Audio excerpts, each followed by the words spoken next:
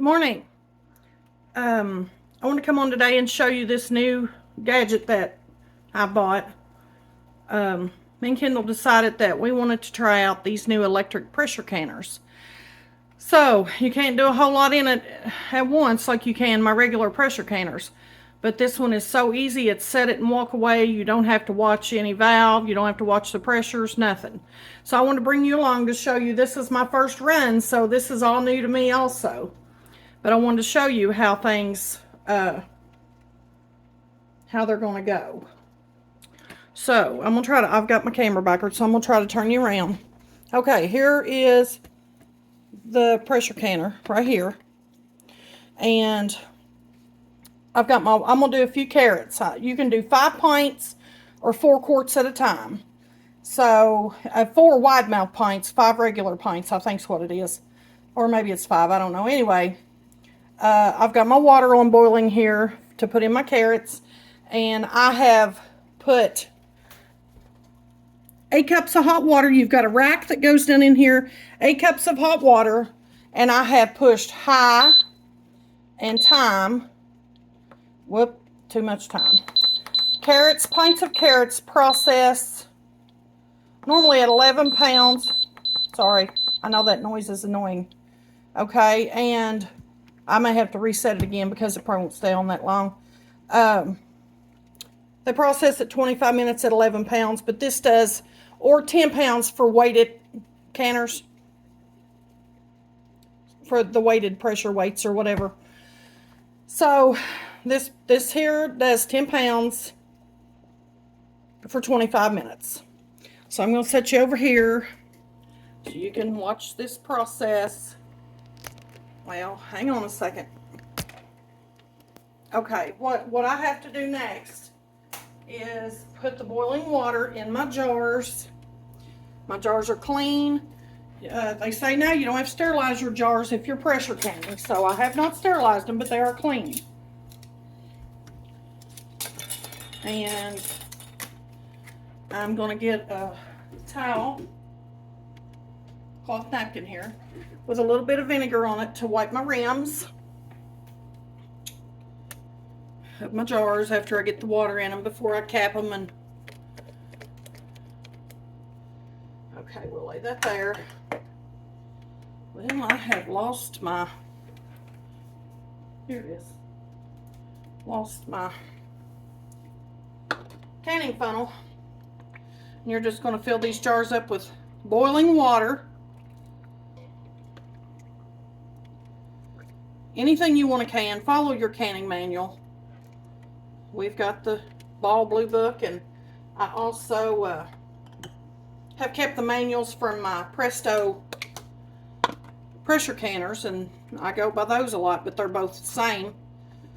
It's the same thing in both of them.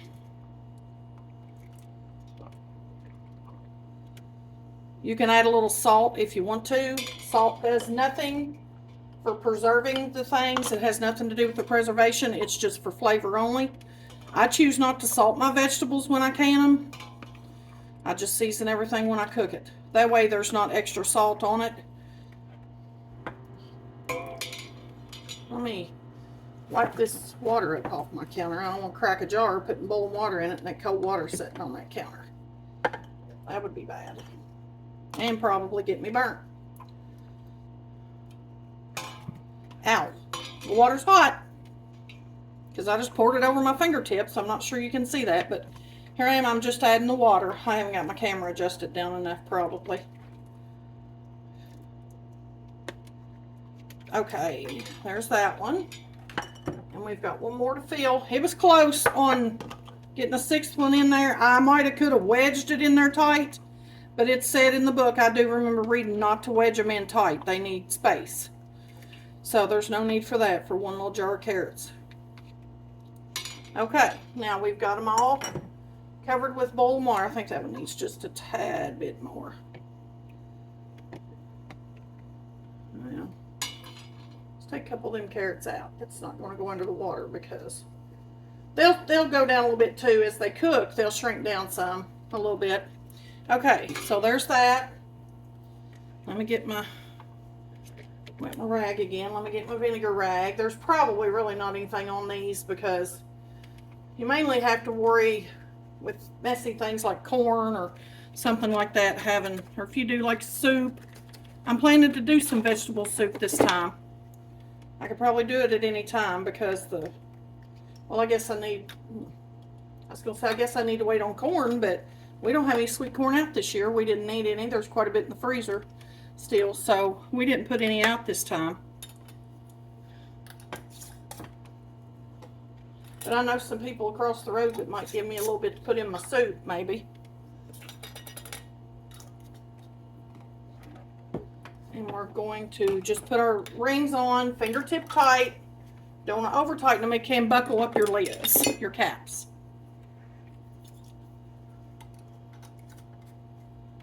Okay, make sure that's not too tight. Sometimes I'm stronger than I think I am.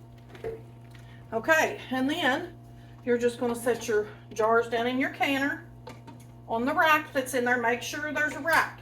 You've always got to have something underneath your jar so it's not hitting the bottom of whatever you're canning in.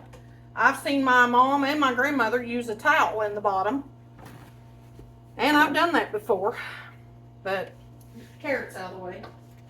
Okay, now as I said, I'm going to have to reset, so I'm going to hit high, and I'm going to run it up to 25 minutes.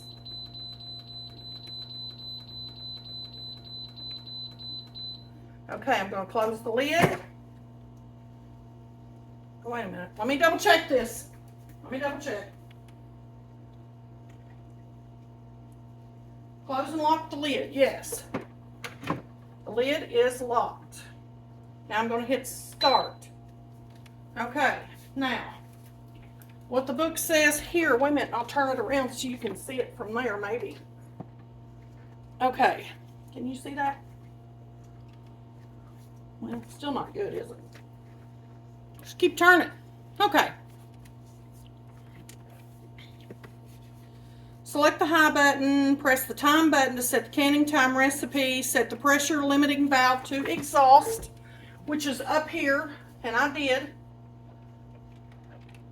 That's exhaust. Okay.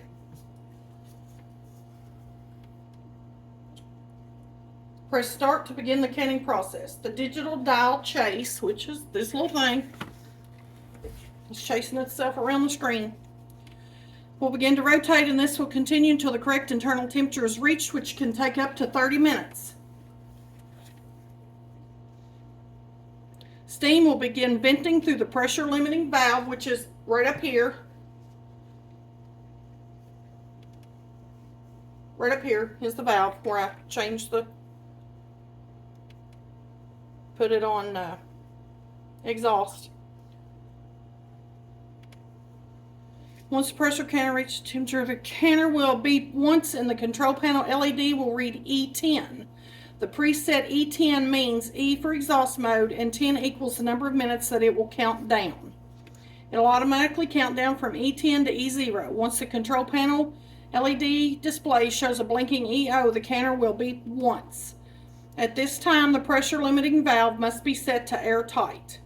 Once the canner resumes, the control panel will beep again. The required process time entered earlier will now start to count down. During this time, your canner will begin to release steam. Even though the pressure limiting valve is set to airtight, this is normal. The weighted venting ensures a consistent internal PSI. When the countdown procedure is complete, the canner will beep 3 times and the control panel LED display will read off. Okay, when that's off, and it also says it could bypass the E10 countdown. If it's got the correct temperature and pressure already reached in it, it will not count down those 10 seconds. It'll be ready to go after that. If it does, skip that. I'm not sure how you know. I'm not sure how you know it's going to skip that unless it still beeps. And it may. And then after everything's done, your 25 minutes are done, you just unplug the canner and leave it alone. You allow the temperature and the pressure to decrease. You cannot manually open this because you are going to probably explode your jars. It should be allowed to cool for 1 hour before attempting to open the lid. The canning process is now complete. That's it. So, half hour, give or take, to get the pressure built up, and then another 25, and then another hour at least to cool it. So, 2 hours, we've got 5 pints of canned carrots. I ordered this off of Walmart.com. Came in 2 days, I think. This is one of the cheaper ones.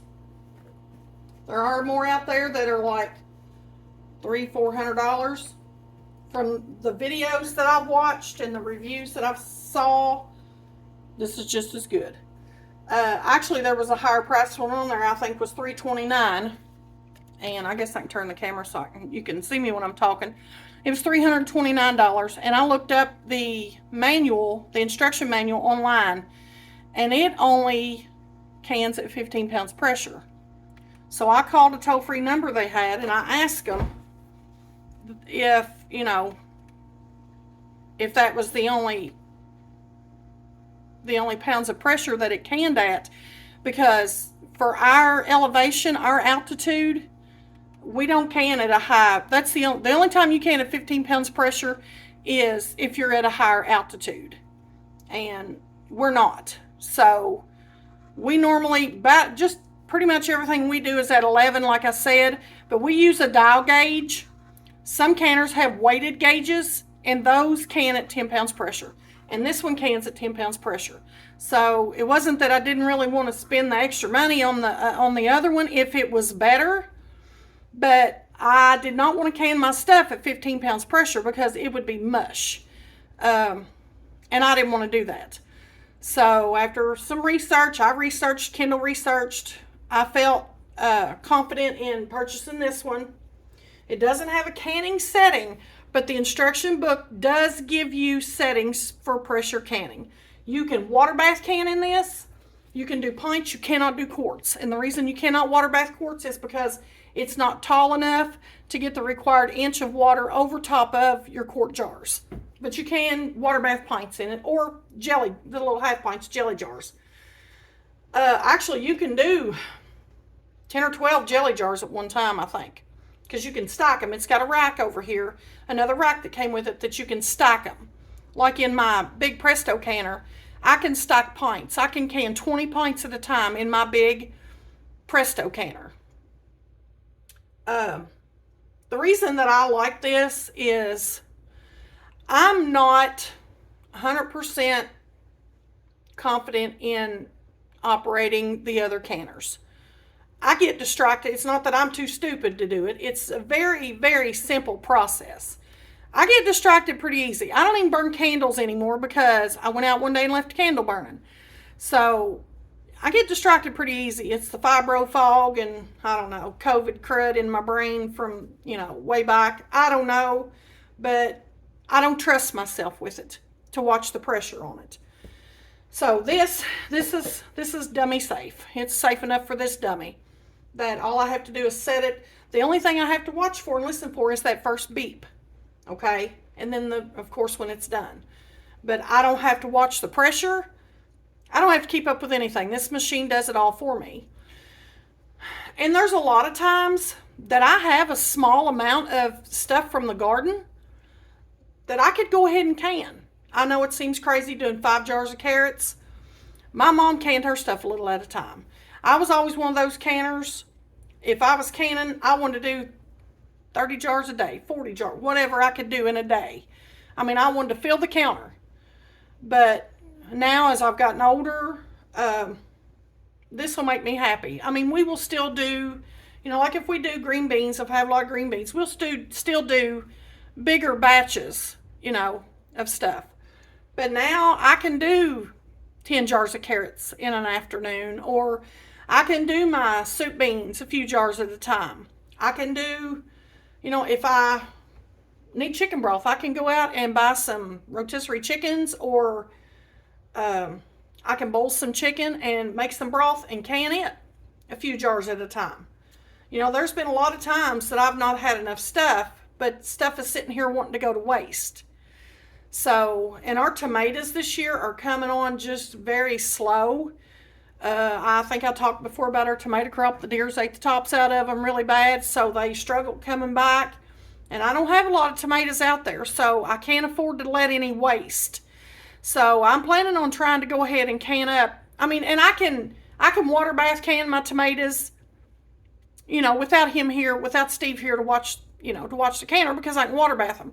But the canners are big, they're heavy, they're awkward. And if I've got 5 or 6 jars of tomatoes, I don't want to drag out a big water bath canner that's going to hold, 12, 14 jars or whatever it holds. So this is going to be ideal for that. And also for Kendall, because she's, wanting to start canning some, or she's already started canning some. And this will be good for her. I'll know that she can can in this, and it's simple and it's safe. So that's what I've got to say about it so far. Now we'll see how this process goes, and I'll come back to you when, and I'll show you the finished product. I may have to do it in a separate video because I'm on my phone and I can't do any editing on my phone. You can probably tell that from my videos. But anyway, if I do, I'll just do a short second video to show the finished product, or to show actually even the end product. But I just want to bring you all along and let you see this. Oh, I didn't tell you the price. I think with tax, it was like $138. Not bad. Not bad. Less than a week's groceries now, and it's an investment worth having. And especially if you're just 1 or 2 people and you don't need a lot of canned food. This would be great for you. If you wanted to get into pressure canning and you're still scared of the canners, this would be great for you. So I'll give you a complete rating when it's all said and done. But until then, I'm going to go and start getting us some lunch together. And I'll be back later to show you the finished product. Like I said, it may be a separate video. I'll see how it goes. Have a good day.